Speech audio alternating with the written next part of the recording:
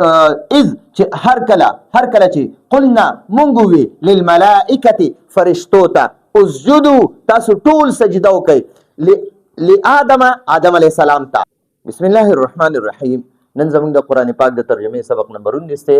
سوره بقره شروع ده، اوله سپاره ده او څلورمه رکوع ده. نن به انشاءالله مونږ یو آیات تلاوت کوو او بیا به د هغې لفظي ترجمه او مختصر تفسیر کوو. اعوذ بالله من الشیطان الرجیم. بسم الله الرحمن الرحیم. وَإِذْ قُلْنَا لِلْمَلَائِكَةِ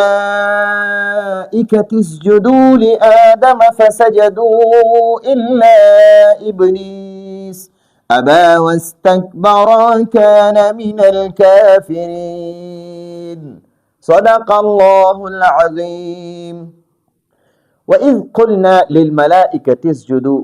دې آیات کې اوس الله جل جلاله فرشتو ته حکم کوي چې آدم علیه السلام ته تاسو سجده وکړئ، ځکه چې هغه تاسو نه علمي لحاظ سره ډیر زیات افضل دی. نو تاسو نه چې اوس علمي لحاظ سره ډیر اوچت دی آدم علیه السلام، نو اوس تاسو دته د تعظیم او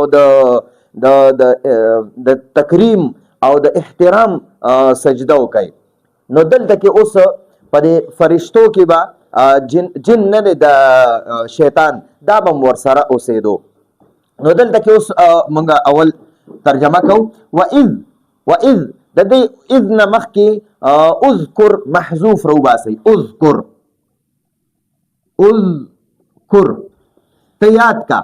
اذکر دا د امر صيغه ده، په دې کې انت ضمیر فاعل دی. د دې معنی ده ته یاد کا. نبی علیہ السلام ته فرمای ته هغه وخت یاد کا او کله چې وَإِذْ او کله چې قلنا دا د جمع متکلم صيغه ده او د فعل ماضی. مونږ اویل قلنا قلت معنا ده ما اوی، قلنا معنا ده مونږ اوی.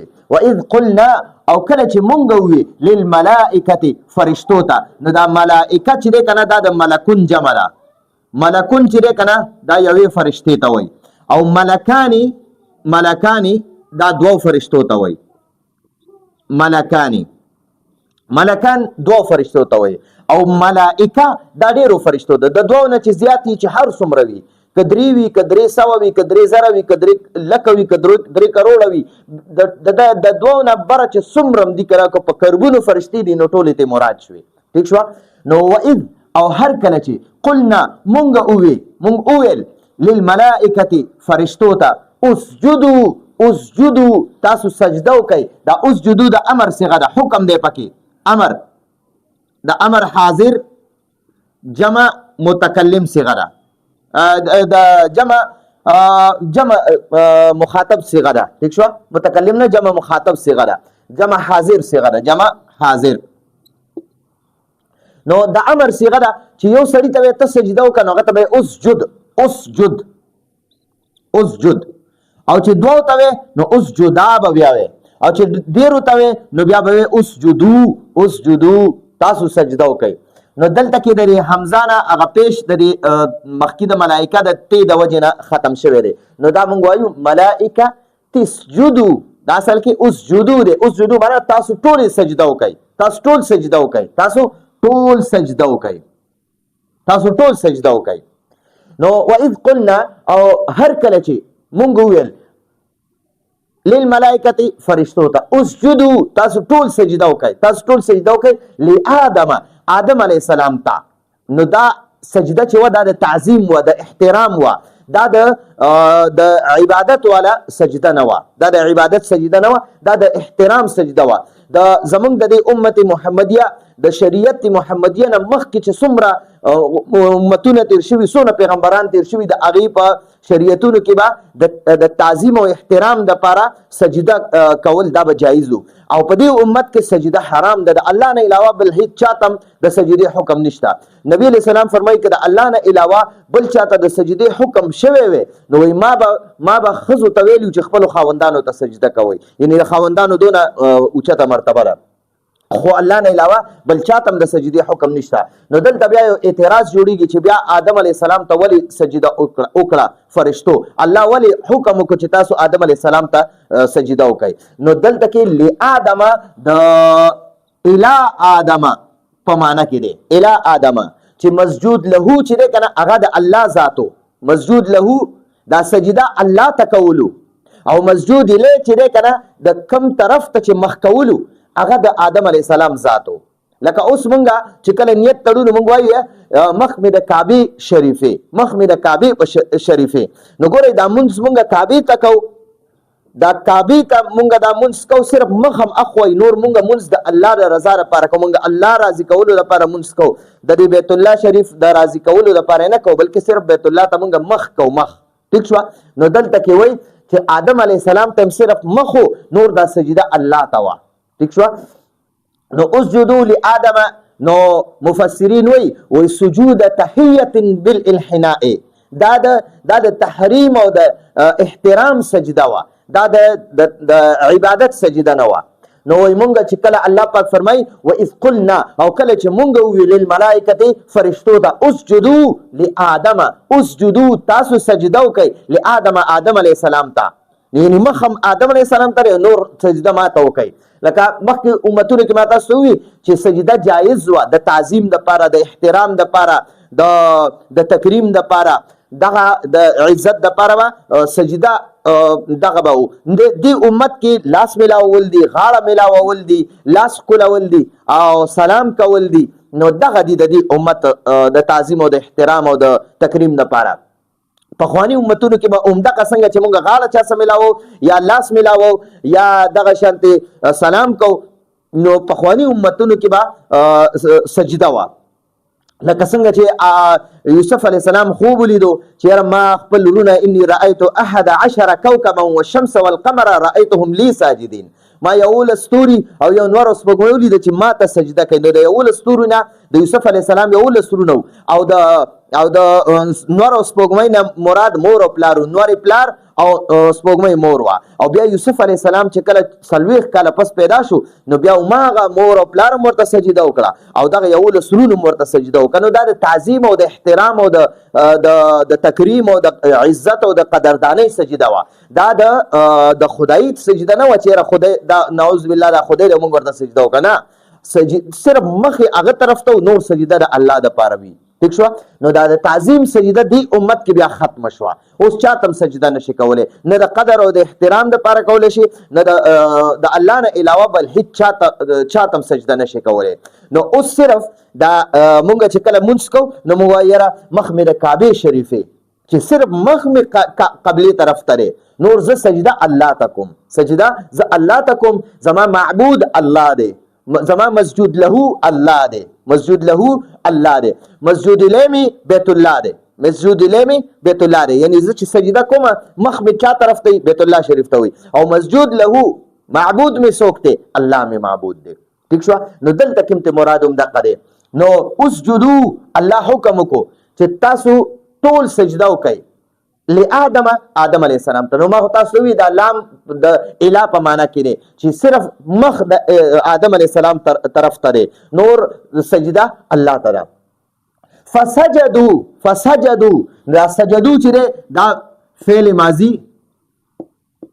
ماضی جمع مذکر غائب صیغه ده، جمع مذکر غائب صیغه ده.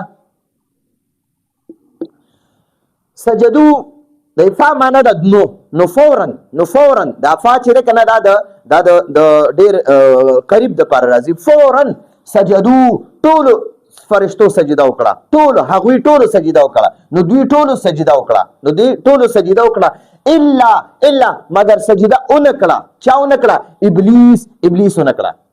سوا د ابلیس نه نو ټول فرشتو دغه وکړه، سجده وکړه. نو مفسرین فرمای ابلیس چې کنه وهو ابو الجن وكان بين الملائکه، هغه د جناتو نیکو مشرو ټولو نه اعلی جد اعلی ورته وي، جد اعلی یعنی اولنې کس چې کنه د جناتو ابتدا د ابلیس نشي وه، دای نیکو لکه څنګه د انسانانو ابتدا د آدم علیه السلام نشي وه، داسې د جناتو ابتدا د ابلیس نشي وه.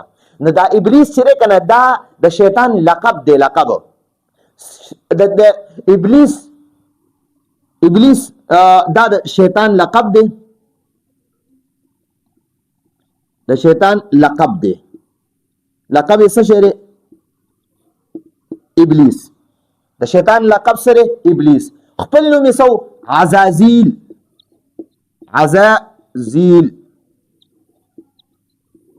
عزازیل نومو. ٹھیک شو. نو دا ابلیس معنا ده، ابلیس معنا ده نا امیده، دا الله د ذات نه بالکل نا امیده او حیران او سرګردانه. نو دا د الله د ذات نه نا امیده و، ځکه الله مردود کو. او دا فرشته نه وه، ګورئ فرشته نه وه. او نه دا د فرشتو استاذ وګورئ، بعض اکثر خلک دې ځای کې غلطي کوي چې دا ابلیس دا وایي د فرشتو استاذ و. بالکل د فرشتو استاذ نه و. دا حالانکه عابد ډیر زیات و، د به ډیر زیات عبادت کولو د الله پاک، عبادت په ډیر زیات کولو. او بل دا دی چې علم ورله الله ډیر زیات ورکړو. نو او نور دا د جناتو جد اعلی، یعنی نیکو د اولنې انسان دغه جناتو کې اولنې داو، او بیا د نه وروسته بیا د ټول جنات الله پاک پیدا کړي دي. نو دا ټول الله د اور نه پیدا کړي دي، د اور نه. ٹھیک شو. نو ابلیس چې ابلیس دا صرف د فرشتو مجلس کې به اوسېدو، ډېر عبادت په د الله کولو، ډېر زیات علم ورسره و، الله ډېر علم ورکړو، معرفت ورته الله پاک ورنصیب کړو. خو ده چې کله تکبر وکړو که نه تکبر وکړو، الله ټولو فرشتو ته حکم وکړو چې آدم علیه السلام ته سجده وکړئ، خو دې ابلیس ورته سجده ونه کړه، د الله حکم یې ونه منلو. دا څه وجه وه؟ وجه څه وه؟ نو ده ووي د شیطان سره مخکې اوس دلته کې وایي د انکار وکړو. د څه د وجې نه انکار وکړو؟ ده وایي انا خیر منه، زه د آدم علیه السلام نه بهتره یم، افضله یم، ډېر قیمتي یم د آدم علیه السلام نه. وجه څه وه؟ هو ده وایي چې خیر منه خلقتنی من نار، تا زه د اور نه پیدا کړی یم، وخلقته من طین، او دا د یو بیکاره خټې نه پیدا کړی دی. نو اوس د اور کار سره په بره تلل، او د خټې کار سره په ښکته تلل. خټه خو لکه د اور په شانتې بره لمبې نه وخي که نه، په ځمکه یو شان پرته وي. نو آدم علیه السلام زمانه په مرتبه کې ښکته دی، نو ما ته تا څنګه حکم وکړو؟ تا خو ټولو فرشتو ته حکم وکړو، خو د فرشتو مجلس کې دا شیطان هم ناست و. نو ټولو فرشتو حکم وکړو. نو ګورئ فرشتې د شیطان نه په څو چنده اعلی او افضلې وي، افضلې دي، اعلی مرتبه ده د فرشتو، نورانی مخلوق دی، هر وخت د الله په عبادت کې مصروف وي. او نو ګورئ چې اعلی ته حکم وشي که نه، نو دا فضول او دا ادنا چې دی دا پکې په اول سر کې دا به حکم په اول سر کې مني. ٹھیک شو. اوس لکه ګورئ د پاکستان بادشاه چې که نه، د پاکستان بادشاه دا چې د ملک گورنرانو ته حکم وکړي که نه، گورنرانو ته چې یاره تاسو به ټول پابندۍ سره منځونه کوئ، ټول به 15 وخته جمع سره منځونه کوئ. ٹھیک شو. نو په دې گورنرانو ته حکم وکړو، خو دې کې دا وزیران ټول را داخل شو، بیا پکې د عملي ټولې راغلي، او بیا پکې د عوام هم ټول رالل. نو ټولو ته دا حکم دی. نو دغه شان الله پاک چې سجدې حکم فرشتو ته وکړو، نو ابلیس هم پکې راغی. ابا دا د فعل ماضي اوله صيغه ده، ماضي اوله صيغه ده. ٹھیک شو. فعل ماضي واحد مذکر غائب صيغه ده.